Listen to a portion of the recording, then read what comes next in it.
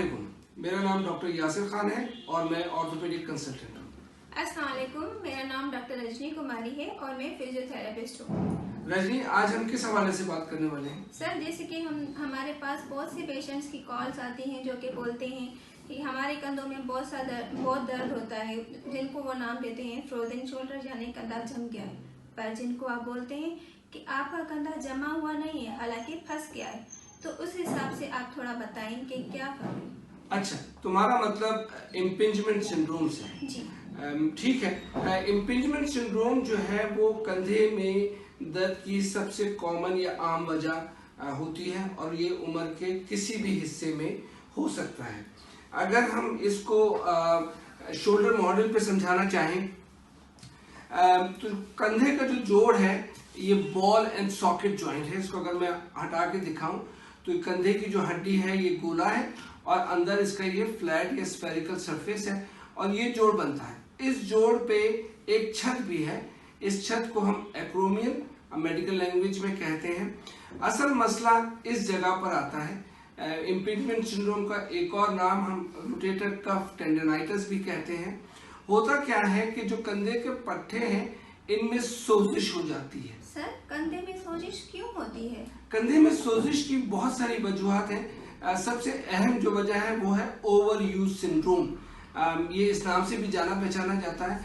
होता क्या है, खास तौर पे आजकल के दौर में जब बच्चे जो है वो घरों से काम कर रहे हैं और बड़े भी घरों से काम कर रहे हैं और सब के सब लैपटॉप पे कुर्सी के ऊपर बैठे हुए हैं, तो अमूमन वो कंधे को इस तरह से उठा के और कमर में खम ला के बैठे होते हैं, जिसकी वजह से कंधे पे और इन पट्टों पे जोर पड़ रहा होता है। बहुत सारे लोग ऐसे भी हैं जो रात को कंधा ऐसे हाथ रख के सोते हैं, जिसकी वजह से मुस्तकिल कंधे के पट्टों पे जोर आ रहा होता है। या उम्र के साथ साथ जो लोग 40 से 50 साल की उम्र से बढ़ चुके होते हैं तो उनमें जो सामने का ये जोड़ है, इस जोड़ में जो है वो डिजेनरेटिव चेंजेस या आर्थराइटिस आना शुरू हो जाता है और ये सामने का जोड़ जो है इसमें भी सोजिश आ जाती है। या बाज लोगों में कंधे की जो छत है इसके अंदर एक एक्स्ट्रा हड्डी बन जाती है। इसको हम अपनी जबान में स्पर भी कहते हैं। इसकी वजह से जो है वो कंधे पे जोर आना शुरू हो जाता है और कंधा जो है एक खास हरकत पे फंसना शुरू हो जाता है। सर, आप ये बता सकते हैं कि किस जगह पे कंधा फंस जाता है? अच्छा, होता क्या है कि जब आप खास तौर पे जब आप हाथ को उठाते हैं तो शुरू के 30-40 डिग्री जो है वो आपको दर्द महसूस नहीं होता। फिर जैसे जैसे आप ऊपर चलते चले जाते हैं तो ये कंधे का पट्टा और ये हड्डी, दोनों हड्डियां आपस में जुड़ना शुरू हो जाती है सोजिश की वजह से और ये दर्द होना शुरू हो जाता है। इसीलिए इसको पेनफुल आर्च सिंड्रोम भी कहते हैं कि खास मुकर्ररा जो एंगल है उस पे जाके ये फंसना शुरू होता है और जब ये उस एंगल से निकलता है तो दर्द में आराम आ जाता है। ये शुरू की अलामत होती है। जैसे जैसे मर्ज बढ़ता चला जाता है इस दर्द में इजाफा होता चला जाता है। अच्छा, ऐसे हो सकता है कि घर में बैठ के खुद ही पेशेंट्स अपनी तशखीस कर सकते हैं कि हमें क्या हुआ है, कंधा हमारा फंस गया है या कंधा हमारा जमा हुआ है? अच्छा, बड़ा अच्छा सवाल है। जैसे मैंने पहले भी कहा कि लोगों को अक्सर कंफ्यूजन होती है कि उनको फ्रोजन शोल्डर है, जबकि ऐसा होता नहीं है। तो घरों में अगर जो लोग बैठे देख रहे हैं वो घर में अपनी तशखीस खुद भी कर सकते हैं। उसके बहुत आसान से तरीके हैं। अगर आप अपने कंधे को इस लेवल तक लेकर आए और हाथ को ऐसे रखें, उसके बाद दूसरा हाथ इस हाथ के ऊपर रखें और इस हाथ को अगर नीचे करें और कंधे में दर्द होना शुरू हो जाए तो इसका मतलब यह है कि आपको इम्पिंजमेंट सिंड्रोम है। इसी तरह से जब हाथ को, कंधे को आप ऊपर उठा रहे हैं और 90 के जाविये पे आके आपको दर्द हो रहा है या 45 से लेकर 90 के जाविये तक आपको दर्द हो रहा है, तब भी इसका मतलब है कि इम्पिंजमेंट सिंड्रोम है।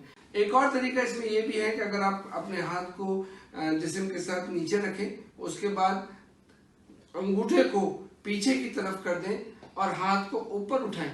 अगर ऐसे भी जो है वो आपका दर्द होना शुरू हो जाए तो इसका मतलब यह है कि आपको इम्पिंजमेंट है। अगर इम्पिंजमेंट है तो उसका क्या ट्रीटमेंट है, क्या कर सकते हैं हम? अच्छा, इम्पिंजमेंट में सबसे जो आसान तरीका है और उसको समझने वाली बात है कि जितना जल्दी उसका इलाज हो जाए उतना ज़्यादा बेहतर है।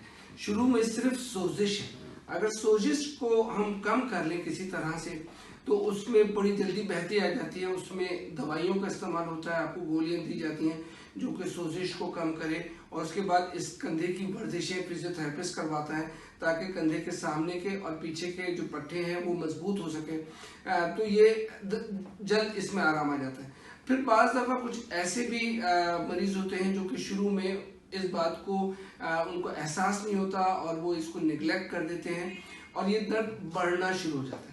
जब ये सोजिश बढ़ना शुरू हो जाती है, और क्योंकि वो काम तो मुस्तकिल कर ही रहे हैं लेकिन दर्द के साथ कर रहे हैं, तो सोजिश मुस्तकिल होने की वजह से पट्टे कमज़ोर होना शुरू हो जाते हैं और उनके बार बार हाथ लगने से, दोनों हड्डियों के दरमियान में दबने से ये पट्टे टूटना शुरू हो जाते हैं। अच्छा, ये उस वक्त उनको पता चलता है रजनी, ख़ास तौर पे कि जब ये दर्द उनको रात के वक्त सोते वक्त ज़्यादा महसूस होना शुरू हो जाता है। अगर आपको रात में सोते वक्त ज़्यादा दर्द हो रहा है तो इसका मतलब यह है कि आपका जो इलाज है वो अब गोलियों से आगे निकल चुका है। तो गोलियों के बाद क्या इलाज कर सकते हैं? अच्छा, अगर ये पट्टा जो है वो आधा टूटा हुआ है या आधे से कम टूटा हुआ है तो भी हम बगैर ऑपरेशन के कोशिश कर सकते हैं। उसमें ख़ास तौर पे हम जो है एक कंधे के अंदर आजकल एक नई चीज़ है जिसको हम रीजनरेटिव मेडिसिन कहते हैं, प्लाज्मा थेरेपी कहते हैं, और उसमें हम करते ये हैं कि अल्ट्रासाउंड के थ्रू हम जो है वो ख़ास उस जो चीज़ टूटी हुई होती है उसको हम लोकेट करते हैं, और लोकेट करने के बाद हम उस जगह पे सुई डाल के अल्ट्रासाउंड की गाइडेंस से प्लाज्मा का इंजेक्शन लगा देते हैं जो कि हीलिंग में काम आता है, और इसके बाद भी उनको फिजियोथेरेपी की ज़रूरत पड़ती है। पीआरपी के लिए बोला था, तो क्या इसमें स्टेरॉइड की इंजेक्शन नहीं लगेगी? बड़ा अच्छा सवाल है रजनी। स्टेरॉइड का जो है वो बिल्कुल रोल है, और ख़ास तौर पे अर्ली स्टेजेस में रोल है जब तक कि ये पट्टे टूटे हुए ना हो। जैसा कि मैंने कहा कि अगर दर्द रात में भी होना शुरू हो गया है और उसकी शिद्दत में इजाफा हो रहा है तो इसका बहुत ज़्यादा मतलब ये है कि ये जो पट्टा है ये थोड़ा सा ये ज़्यादा टूट चुका है। लेकिन अगर वो अर्ली स्टेजेस में है और गोलियों से उनको फ़ायदा नहीं पहुंच रहा तो उन केसेस में हम इसमें जो है वो लोकल एनेस्थेटिक के साथ स्टेरॉइड का इंजेक्शन भी लगाते हैं। मकसद सिर्फ यही है कि लोकल एनेस्थेटिक का मतलब दर्द को कम करना है और स्टेरॉइड लगाने का मकसद सोजिश को कम करना है। तो आइडिया यही है कि हमने जो है दर्द को किसी तरह से काबू करना है। लेकिन फिर ऐसी भी सूरत आती है कि वो गोलियां भी खाते हैं, इंजेक्शन भी लगता है और उनके दर्द में आराम नहीं आता। तो फिर क्या करना चाहिए इसमें? अच्छा, ऐसी सूरत हाल में जो मैं करता हूँ उसमें जैसे हमने कहा कि इसमें नीचे हड्डी बढ़ गई है या इस जोड़ में सोजिश हो गई है और इस जगह पे जो है वो टिश्यू जो है वो बहुत ज़्यादा सख्त हो गया है हड्डी की जगह पे, तो उन मरीजों में मैं एक नई टेक्नोलॉजी पाकिस्तान में लेकर आया हूँ जिसको हम आर्थोस्कोपिक या कीहोल सर्जरी कहते हैं। उसमें हम कंधे के आगे पीछे और साइड पे छोटे छोटे सुराख करते हैं जिसके जरिए हम कैमरा कंधे के अंदर डालते हैं। अंदर डालने के बाद हम इस जगह की सारी सफाई करते हैं। कंधे को अंदर से भी, जोड़ को अंदर से भी सारा देखा जाता है। यहाँ पे एक बाइसेप्स टेंडन, सबको पता है बाइसेप्स का, बाइसेप्स टेंडन की एक पतली सी रस्सी लगी होती है। बाज़ दफ़ा इस सोजिश के साथ उस रस्सी में भी सोजिश आई हुई होती है तो हमें उसका भी इलाज करना पड़ता है और उसके बाद फिजियोथेरेपी होती है जिससे ये सारी अलामत उनकी ठीक हो जाती हैं। अच्छा रजनी, आपने मुझसे बहुत सारे सवाल पूछिए, मुझे आप ये बताइए कि जब हम ऑपरेशन करें या इंजेक्शन लगाएं या उनको गोलियां दें तो हम उनको फिजियोथेरेपिस्ट के पास भेजते हैं, तो फिजियोथेरेपिस्ट का क्या काम है और वो कैसे जो है इस सारे मामले में हेल्पफुल होता है, ये बताइए। पहले जो हमारे पास जो पेशेंट्स आते हैं स्टेरॉइड लगा हुआ होता है तो सबसे पहले हम उनको पेन मैनेजमेंट के लिए आइस पैक लगाते हैं। उसके बाद मसल स्ट्रेंथनिंग के लिए हम उनको अल्ट्रासाउंड टेंस लगाते हैं। फिर कुछ टाइम के बाद जब उनका पेन मैनेज हो जाता है उसके बाद हम रेंज ऑफ मूवमेंट बढ़ाने के लिए एक्सरसाइजेस करवाते हैं। उन एक्सरसाइजेस का मकसद क्या होता है? रेंज ऑफ मूवमेंट बढ़ाना और पट्टे मजबूत करते हैं, पट्टे मजबूत करते हैं और रेंज ऑफ मूवमेंट उनकी बढ़ जाती है। तो अमूमन कितना अरसा लगता है इस सारे प्रोसेस में? आमतौर पे तो इनको 4 से 5 हफ्ते लग जाते हैं। अगर ये ठीक नहीं होते उसके बाद भी वो कंप्लेन करते हैं तो हम डॉक्टर के पास दोबारा भेज देते हैं कि क्या उनको और क्या हो सकता है इनके। अच्छा, तो वो मरीज जो मैंने आपके पास ऑपरेशन के बाद भेजे तो उन मरीजों का रिस्पॉन्स कैसा रहा? उन मरीजों का तो हमारे पास 95% रेशो अच्छा आया है कि बहुत से पेशेंट आ गए हैं हमारे सेशंस लेके कंप्लीट होके अच्छे रिस्पॉन्स के साथ वापस गए हैं कंप्लीट। उम्मीद है आपको हमारी वीडियो बहुत पसंद आई होगी।